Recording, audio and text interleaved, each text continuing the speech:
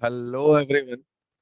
Today we are going to discuss about second part of vectors, which is resolution of vectors, and if possible, then we will discuss about resultant of two vectors. ठीक है? So without wasting any further time, let's start. So we are discussing now resolution of vectors. So what does it mean? Resolution of vectors. For definition, we have to wait or we'll wait for some time to discuss about definitions. First, I'll give you a simple example that let us assume I have this a vector. Let us assume this is a vector. So this is my a vector small a. Let us assume this is small a vector. This is point AB. So for from A to B, how much x distance I have to travel that I want to calculate. And we know that along x-axis, we represent a unit vector called I vector. Similarly, we will know how much distance along the vertical direction we have to travel. So this is j cap. Now to travel x direction, I'll start from point A. I'll start from point A. So this is my point A. 1, 2, 3, 4, 5, 6, and this is 7. ठीक है? So from A to B, from A to B, from initial to final point, I have traveled 7 units. And in a negative x direction, so I have traveled negative x direction. I have traveled in negative x direction by minus 7 units. So minus 7. Now again I have to travel in vertical direction to reach point B. So to reach point B, I'll travel 1 unit, second unit, third, 4, 5, and this is 6. So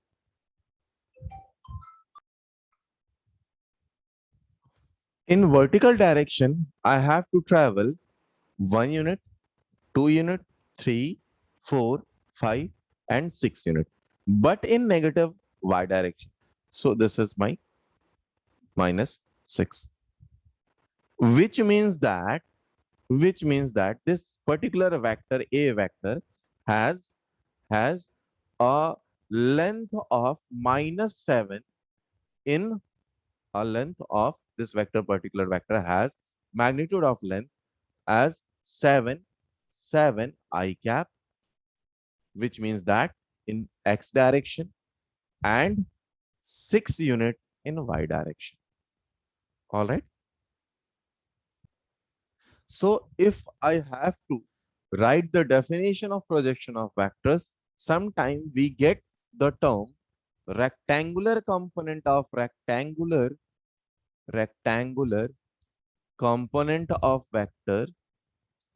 component of vector. This is also projection of vector.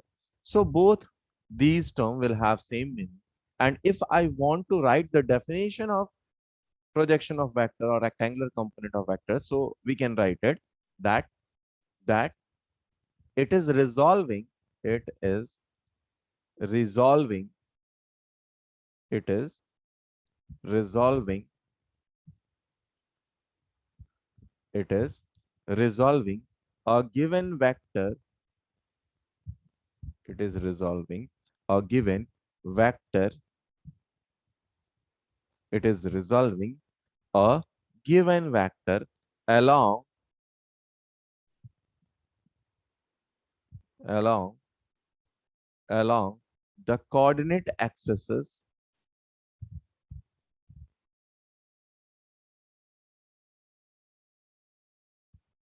axis.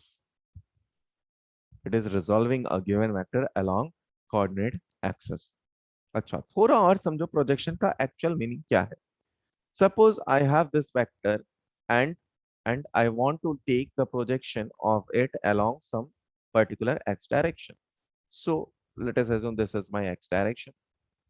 And to calculate projection, what I'll do, I'll take a knife and start cutting it. अगर आप knife लेकर इसे cut करते हैं तो ये जो parts बनेंगे हमारे पास वो कहाँ पर जमीन पे गिरने वाले हैं या एक्स डायरेक्शन पे गिरने वाले हैं. तो ये जो पर्टिकुलर लेंथ होगा वो कितना होगा, वही है मेरा प्रोजेक्शन. सो अगर आप नाइफ लेकर इसे कट करते हो, या दूसरा एनालॉजी आप क्या लगा सकते हो कि अगर आपने यहाँ से एक टॉर्च को जलाया तो क्या होगा, इसका परछाई कुछ बनने वाला है, इसका परछाई कुछ बनने वाला है along x डायरेक्शन. ये है मेरा projection of the A vector along x direction. Similarly अगर आप टॉर्च यहां से जलाएंगे तो इसका प्रोजेक्शन along दिस डायरेक्शन भी आएगा जो कि y direction. Let us assume ये है मेरा ax along x direction and ये along y डायरेक्शन ay है, जिसको मैं यहां पर ay लिख दे रहा हूं. ay, जरा ट्रायंगल देखो.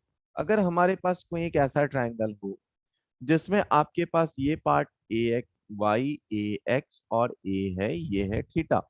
तो अगर आपको कॉस थीटा लिखना हो बेटा तो आप क्या लिख सकते हैं, ए एक्स अपॉन ए. यानी ए एक्स को क्या लिख सकते हैं, a into cos theta. And a y को सिमिलरली आप क्या लिख सकते हैं, a into sine theta. Which means that if I have to write vector A, I can write it is equals to ax I cap plus ay j cap. अभी अभी हम लोगों ने सेम काम देखा था पिछले एग्जाम्पल. ठीक है, तो a is equal to ax I cap ay j cap. कई बार बेटा सवाल में कुछ ऐसा दिया जाएगा कि हमारे पास ये कोऑर्डिनेट एक्सिस है, ये रहा a एंड एंड ये रहा एंगल थीटा.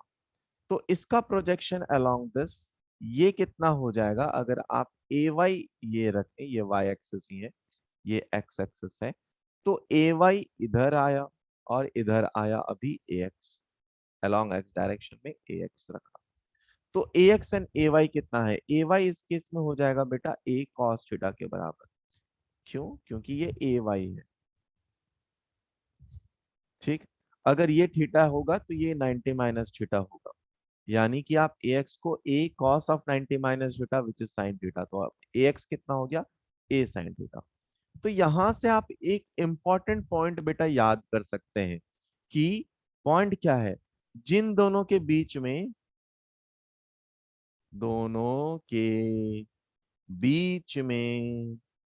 जिन दोनों के बीच में थीटा होगा वो कॉस लेकर जाएगा, वो कॉस लेकर जाएगा. ठीक है, एक्स और ए के बीच में देखो, पहले पार्ट में ए एक्स एंड ए के बीच में थीटा था, तो ए एक्स कितना हुआ था, ए कॉस थीटा. इस बार ए वाई एंड ए के बीच में थीटा है तो ए वाई कितना हो गया, ए कॉस थीटा. ठीक है, कॉपी कर. यहां से एक और बात आप निकाल सकते हैं बेटा, अगर ऊपर वाले में टेन थीटा अपने को निकालना हो तो tan theta is equal to A Y upon A X भी है. ये भी हम लोग ध्यान दे सकते हैं. एक और काम की बात आप देख सकते हैं कि ए को अगर आपको मैग्नीट्यूड निकालना है तो आप ए को पाइथागोरस से लिख सकते हैं, ए X square plus A Y square. आप चाहो तो इसको प्रूफ भी कर सकते हैं, ए एक्स की जगह पे ए कॉस थीटा रख दो तो क्या आ जाएगा, ए कॉस थीटा का होल स्क्वायर. ठीक है, ए वाई कितना आ जाएगा, ए साइन थीटा का होल स्क्वायर. तो ए स्क्वायर बाहर आ जाएगा ए के फॉर्म में और अंडर रूट में बचेगा cos square theta plus sine square theta. Cos square theta plus sine square theta होता है 1 के बराबर, तो ए ही आएगा. All right, next. Let us assume जो हमारा वेक्टर है वो अगर तीन एक्सिस में रख दिया जाए, एक्स वाई जेड, तो ये है हमारा कोई ए वेक्टर, और ये वेक्टर ए जो एंगल बना रहा है वो है, लेट अस अज्यूम ये अल्फा एक्स से, बीटा वाई से एंड गामा जेड से। ठीक है, तो अगर इस केस में हमें ए एक्स निकालना हो, ए एक्स निकालना हो, तो ए एक्स किसके बराबर होगा बेटा? ए कॉस अल्फा के बराबर, ए कॉस अल्फा के बराबर। ठीक है, सिमिलरली अगर आपको ए वाई निकालना होगा और ए जेड निकालना होगा, तो ए वाई अगर निकालना हो तो वो किसके बराबर आएगा? ए कॉस बीटा के बराबर है। सिमिलरली अगर ए जेड निकालना है तो ये आएगा ए कॉस गामा का। अगर ए का मैग्नीट्यूड आपको निकालना है, so this is equal to under root of A X square plus A Y square plus A Z square. यह आ जाएगा इसका आंसर। अब इस क्वेश्चन को देखो और इस क्वेश्चन को ट्राई करें। हमारे पास बोल रहा है एक वेक्टर है जो कि एक्स वाई प्लेन में है, इसका वेक्टर का मैग्नीट्यूड है, तो ए का मैग्नीट्यूड है 3 यूनिट एंड इसका एंगल है हमारे पास 30 डिग्री। ठीक है, with X axis, then find A component along the two axis. तो ये है हमारे पास x, ये है y, ये है हमारा a और ये है 30 डिग्री,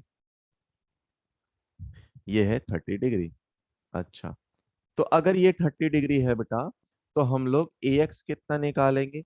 ए कॉस 30 डिग्री के बराबर। सिमिलरली ए वाई किसके बराबर निकालेंगे? देखो ए एक्स क्या था, जिन दोनों के बीच में थीटा हो वो कॉस लेकर जाएगा। यह है a y which is a sine 30 degree. बस दोनों को निकाल लो। ए एक्स को आपने कितना लिख दिया? ए की वैल्यू 3, कॉस 30 की वैल्यू सिंप्लीफाई कर, a y a sine 30, a is 3, sine 30 is 1/2, तो 3/2 हो गया। ये आया हमारा आंसर। नेक्स्ट नेक्स्ट क्वेश्चन में चलें, तो यहां पर हमारे पास वेक्टर एक्स एंड वाई के कंपोनेंट दिए। तो ए एक्स कितना दिया हुआ है? 5 एंड ए वाई दिया हुआ है 6। आपको वेक्टर का मैग्नीट्यूड एंड डायरेक्शन दोनों बताना है, तो ए किसके बराबर होगा बेटा? ए बराबर होगा, हम लोग अभी देखे थे, ए X square plus A Y square. Theta की बात की जाए अगर, तो थीटा किसके बराबर होगा? ये हो जाएगा tan inverse A Y upon A x के बराबर। ठीक है, वैल्यूज यहाँ पे पुट कर देंगे और अपना आंसर आ जाएगा। चलिए इस सवाल को करें, इस क्वेश्चन को ट्राई करें। इस क्वेश्चन में हमारे पास दिया हुआ है जो पी वेक्टर है उसका प्रोजेक्शंस दिए हुए हैं, क्यू वेक्टर दिए हुए हैं। ठीक है, तो पी वेक्टर है हमारे पास 3i cap plus 2j cap, and जो क्यू वेक्टर है हमारा वो है 2i cap plus 3j cap. अगर आप p प्लस क्यू वेक्टर कर देते हैं, ठीक है, अगर आप p प्लस क्यू वेक्टर करते हैं रिजल्टेंट निकालने के लिए, plus Q vector, which means that आप क्या लिख सकते हैं बेटा? 3i प्लस 2j लिख सकते हैं, प्लस यहां पे आ गया 2i प्लस 5j। तो इन दोनों के x कंपोनेंट को ऐड कर दो, ये आया 5i प्लस 5j के बराबर। अगर इसका मैग्नीट्यूड निकालना है बेटा, तो magnitude of this R vector is equal to कितना आ जाएगा? दोनों का पाइथागोरस आप निकाल लो, 5/2 हो जाएगा। और अगर हम लोग टेन थीटा निकाले बेटा, तो टेन थीटा कितना हो जाएगा? 1 के बराबर, यानी थीटा की वैल्यू 45 डिग्री के बराबर हो जाएगी। ये हो जाएगा इसका आंसर। ठीक, कॉपी कर लीजिए। चलिए इस क्वेश्चन को पढ़ें। इसमें लिखा है X and Y component of a P vector is given as 5i cap plus 6j cap. ये हमारा पी वेक्टर। क्यू वेक्टर भी कुछ होगा, तो क्यू वेक्टर को लिख लेते हैं Q X I cap plus Q Y J cap, and P plus Q which is R vector, उसका मैग्नीट्यूड दिया है 10i कैप 9j कैप। ये किसके बराबर है बेटा? P प्लस क्यू वेक्टर के बराबर। यानी यहां पर लिखना स्टार्ट किया 10i प्लस 9j किसके बराबर होना चाहिए, p प्लस क्यू, दोनों को ऐड करना है। तो i वाले को एक साथ कर दें, आई कैप, प्लस j वाले को एक साइड कर दें, तो 6 plus Q Y J cap. ठीक। अब इसको अगर आप सिंप्लीफाई करें, क्योंकि i और i वाले टर्म को आप बराबर कर सकते हैं, तो आप लिख सकते हैं क्या, 10, आप लिख सकते हैं 10 is equal to 5 plus Q X. तो यहां से क्यू एक्स आ गया हमारे पास 5। सिमिलरली आप लिख सकते हैं 9 is equal to 6 plus Q Y. तो क्यू वाई आ गया यहां से। ठीक है, ये क्यू वेक्टर के एक्स एंड वाई कंपोनेंट आए। इसके बाद आप चाहें तो क्यू को वेक्टर को लिख सकते हैं आप 5i cap plus 3j cap.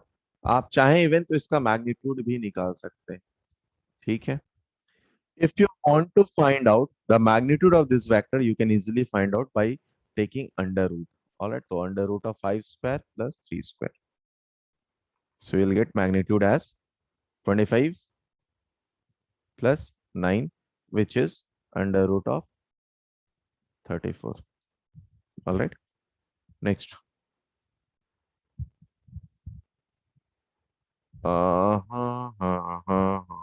These questions we'll do after we will learn resultant of vectors. After that, we'll learn these questions. All right, try this question. Try this question. In this question, we have find resultant of these three vectors. So we have three vectors as this is my A1 vector. So this is A vector, and I'll write A vector as 5 root 2 cos 45 I cap plus 5 root 2 sin 45 J cap. ठीक. Then I have B vector. So B vector as 1 I cap. Then I have C vector, which is 3j cap. Now I want to calculate the resultant of the vectors. So first A vector is equal to, A vector is equal to, A vector is equal to 5, A vector is equal to 5, 5 root 2, cos 45 is 1 by root 2, I cap. Similarly, this is also 5j cap. So A vector we have 5i cap plus 5j cap. ठीक है. Now we have to find out resultant vector. Resultant vector is equal to A vector plus B vector plus C vector. A vector is 5i plus 5j. B vector is I